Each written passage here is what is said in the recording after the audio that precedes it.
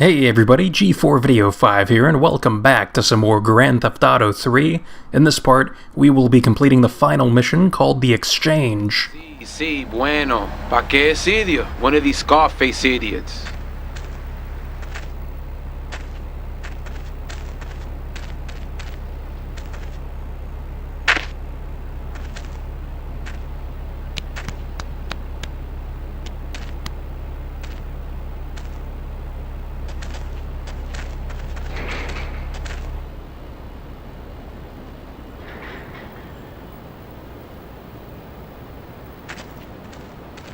The real question is, did you turn up to rescue Maria or to get me back? Well, I got news for you. Shooting you will be a pleasure, but dating you was only business. You are muy pequeñito, amigo. Throw over the cash.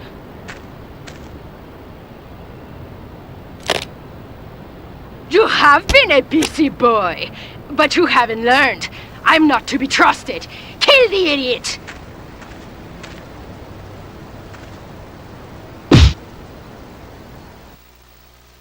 Ooh, that was some hot fisting action there by Claude, as he took it to that old Colombian cartel gang member to take his pistol.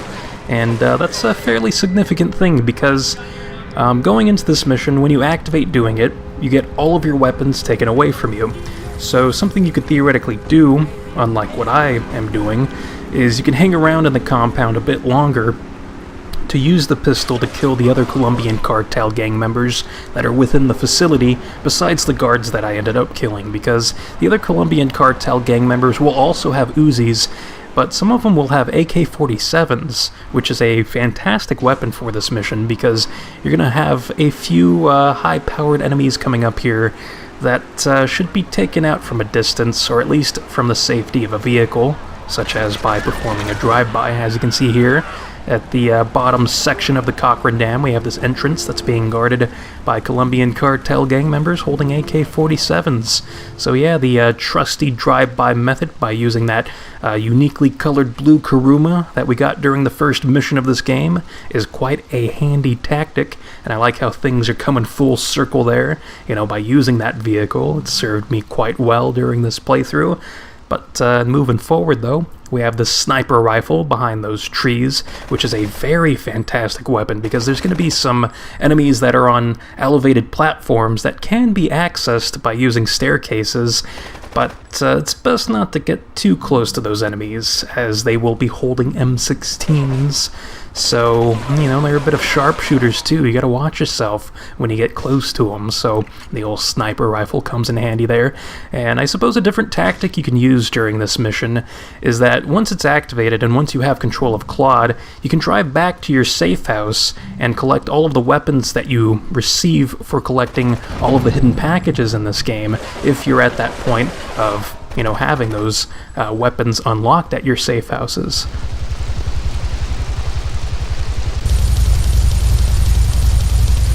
Get this thing airborne! Ooh, things are heating up quite a bit now as Catalina is inside of that helicopter. And you gotta watch yourself here. You know, you have this barracks OL just kind of coming at you without consent. You know, it's quite disgusting stuff. I didn't ask for this, and I also didn't ask for Catalina's cheesy fire farts. You know, it seems someone had one too many bean burritos there at Taco Bell. But, you know, it's definitely something you gotta watch out for. You know, the helicopter, as it's circling around this bottom section of the dam, is going to drop explosives on you, basically. And they can do quite a bit of damage, so it's best to kind of hug the sides as much as possible when you're advancing through this area, and to also hide behind the shipping containers. Now, as you can see right here, I wasn't behind a shipping container, so kind of got my ass kicked a little bit, and it took out quite a bit of health, so that can really sneak up on you. So stick close to those shipping containers, you know, as you see the helicopter passing around by you. But moving forward, though, you know, you can see that you can actually shoot Maria, which is kind of dumb, I think. It's like, why would you allow the player to potentially target her and kill her? Because if I would have kept shooting with that AK-47, I mean, she would have gone down quite quickly, and not in the good way, so... yeah, and something else you gotta watch out for is that there's actually a couple Colombian cartel gang members that have flamethrowers.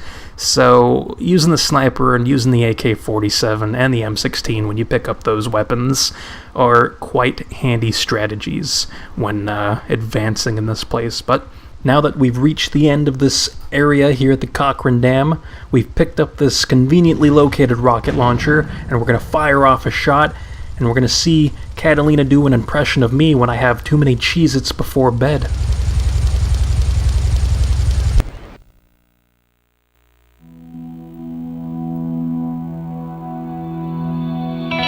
Residents in Cedar Grove have been coming to terms with the emotional aftermath of a full-blown war that hit the area yesterday. Local resident Clive Denver described to police a single gunman that he saw fleeing the scene with a dark-haired woman. Oh, we're gonna have such fun, because, I love you. I really do, because you're such a big, strong man, and that's just what I need. Anyway, what was I saying? I forget, but you know what it's like, don't you? The sound of explosions shook nearby homes as people ran for cover. Several citizens were injured in the panic as gunfire was exchanged between ground forces and a helicopter circling the dam. Yeah, we got a good view from down here in the gardens. When the copter finally got taken out, better than the fireworks on the 4th of July. With the death toll already over 20, police are still finding bodies. There have been no official denials concerning rumors that the dead were members of the Colombian cartel, and still no leads as to the cause of the massacre.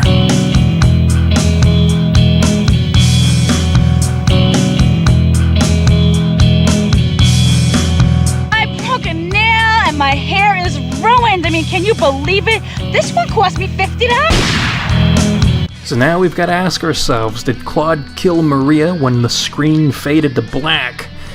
And, I suppose there is no correct answer here. The ending is left ambiguous, as there's no more information provided about any of these characters in this game as to what ends up happening to them and whatnot, as this is the final game chronologically in the 3D era of Grand Theft Auto games. So to answer the question, I think yes, Claude killed Maria. And the reason for it is because of one of two things. The first thing I think is the reason why Rockstar did it, or at least gave you the idea that it did happen.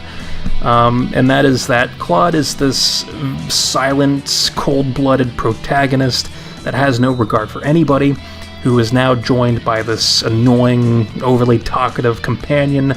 So he ended up firing off his weapon deliberately to take care of business. And it's kind of like this comedic type of approach to it, I think, is what they were going for with that. So, I don't know, that's one way of looking at it, but the way I kind of lean a bit more towards is that you have this person who has no regard for anybody, right? And we've seen in the past that he seems okay in betraying former allies, such as Salvatore Leone, as we assassinate him during the mission Sayonara Salvatore for Izuka. And you also have Kenji Kassen, as we assassinate him during the mission Wakagashira Wipeout for Donald Love. And there were no questions asked during either of those missions. Not that Claude could ask questions, since, he's a silent protagonist and everything, but it's just he did it without really any potential regret or skepticism about what was going on. I don't know. It just seems like Claude set out to get his revenge on Catalina, and he was fine with doing whatever it took to get to that point. So, I suppose to get really close to Catalina, that last step was by using Maria, as Catalina thought that Maria had a lot of value to Claude. So, there was the kidnapping, and then the ransom, and then the events of what we just saw take place. So, now that Claude has taken his revenge on Catalina, he has no use for Maria anymore, so he disposed of Maria in a very extra type of way. So, I think that's what ended up happening, but I would love to hear anybody else's thoughts on that whole situation, since we'll never get a solid 100% answer on that, so, all we have are just talking points, I suppose. But Anyway, Grand Theft Auto 3. I think that this is a fantastic game that does have its flaws, with the story, for example. There's not a whole lot of depth as to what you have going on. Like, there's virtually no character development whatsoever with any character you come across in Liberty City. When you compare this game to San Andreas, for example, I mean, it's a pretty drastic difference as to the attention to detail and whatnot with a lot of the characters. Although I don't really hold that against Grand Theft Auto 3 too much, because I still do find the personalities presented during these missions to be fairly interesting, like with somebody like Donald Love. You have this mysteriousness surrounding him, or Azuka, who is this incredibly competent person who has these sexual quirks here and there, but it doesn't stop her from being a competent leader for the Yakuza. You also have things like the controls in this game, which I think are pretty good when it comes to driving. There are some vehicles that are a bit suspect, like the Flip Stalker. It's super annoying, but the more high-end vehicles like the Banshee, Turismo, Cheetah, they're all fantastic vehicles, and a lot of fun to use, because this game doesn't have the most realistic driving style. It's very arcadey at times, and I like that quite a bit. Now, when it comes to shooting, I think it's a bit more hit or miss. You see what I did there? But, I think that the targeting system, for example, is quite responsive and easy to use, as it makes hitting enemies at, even a bit more of a longer range than you would expect the targeting system to work at, quite easy to take care of those enemies. So, that's good stuff there. But when it comes to free aim, which is what you're forced to use when you want to aim in with a sniper rifle or the M16, I mean, that business, I'm literally munching on my toenails in anticipation of finally getting the aimer on whatever I want to shoot at, because the controls aren't the smoothest in the world, so it might take a bit of setup to eventually aim at what you want. But despite these small complaints, I still think that this game is quite enjoyable. And now that we've completed this game 100%, what is there to do at this point? Well, nothing will stem from getting 100% completion in this game, as there is no reward for that. But there are some other things we can do in the meantime, such as wandering around our safe house here in Shoreside, Vale, and just aiming our gun at thieves. Yeah, this is a thing you can do in this game. You can aim your gun at thieves at any point in the game, and on occasion, they will drop money. They don't always do this, but when they do, it's a nice little payday. But when they don't, well, you let nature take its course here in Liberty City. Damn kids ain't got no respect. Let's get moving at. So something I wanted to point out is that two things end up happening for beating the final mission in this game. The first thing is with these Colombian cartel gang members. They will now start wielding AK-47s along with their Uzis, so it's best to complete certain rampages before completing the final mission in this game. Now here in Espatria, we have us doing backflips for old time's sake, but, the reason why we're here is because here in Rockford on Staten Island is Phil Cassidy's armory, and within this compound is a Rhino tank spawn, which is normally locked. But now that we've beaten the final mission in this game, the Rhino tank is now unlocked, and we can use it whenever we want. There are no special qualities for this Rhino tank, and it will continuously spawn here from now until the end of time, so we have a nice little spawn point for the Rhino tank. There's not a whole lot to this, it's just, here's this free Rhino tank for your efforts. And I'm quite a fan, as this thing is a powerhouse of a Hellraiser, as you can crash into vehicles to cause them to blow up, or you can use the turret that's attached at the top to fire off these rockets that end up exploding vehicles. Although it's kind of funny because it looks like that coach just kind of shrugged off that first shot, but in reality, the, I guess, rockets, or whatever you want to call these things, do have range on them. Like, they won't just continuously shoot forever, so I take it that coach was just right out of the range of the rocket shot. But, beyond that, this thing's a lot of fun to play around in for, a good amount of time, just seeing what kind of trouble you can get yourself into. And something that's quite nice, man, this is crazy, something that's quite nice is you can actually rotate this turret to have it face directly behind you. So if you do this and then fire off the turret, it causes the momentum from those shots to accelerate the tank to insane top speeds. You know, this thing is incredibly fast, and I guess is technically the fastest vehicle in the game if you have a straightaway long enough to be able to accelerate to such insane speeds.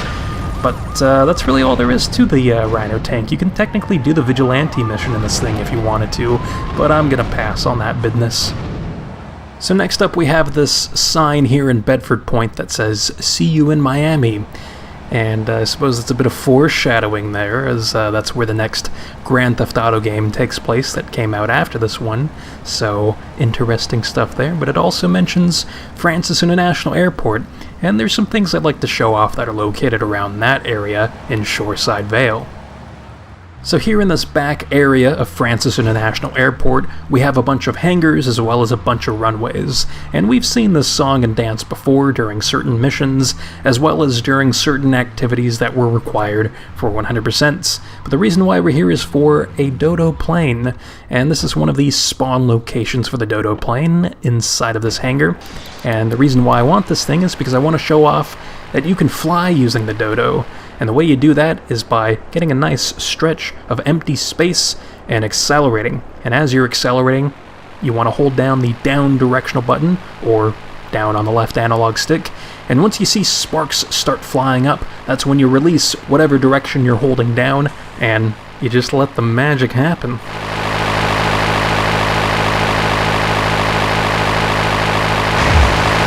That right there was an example of a man in possession of some weapons-grade retard. Let me tell you. So the last thing I wanted to show off is the subway system in this game, which is a way of traveling between Portland and Staten Island and Shoreside Vale. And maybe not in the most convenient or fast way possible, but in a way that exists, so I wanted to show it off. And as we dive deeper into the underbelly of Liberty City, I wanted to take this time to give thanks to the people who have engaged in these videos by watching the entire series, or even people who have just watched a single part. And then of course people who have liked these videos, subscribed because of them, and people who have left comments on these videos. You know, I get a lot of great comments. You know, some people will leave comments where they, really analyze whatever had happened in the video and provide their own insight as to what they think about it, and you'll have other people provide what they would have done to complete certain missions and stuff like that. And it's all really awesome stuff. Like, I love hearing what people have to say about these missions and stuff. And then you have other people that'll just stop by to leave a comment where they say, "Hey man, nice video." And honestly, all these different levels of engagement are very heartwarming in their own ways. And, I put a lot of time and effort into these videos, so seeing the ways that people engage with them is something I'm really thankful for. It makes doing these videos just that much more better. So, with all of that being said, that completes this part. In the next part, we'll be diving into the manual of Grand Theft Auto 3. So until then, I'll see you next time.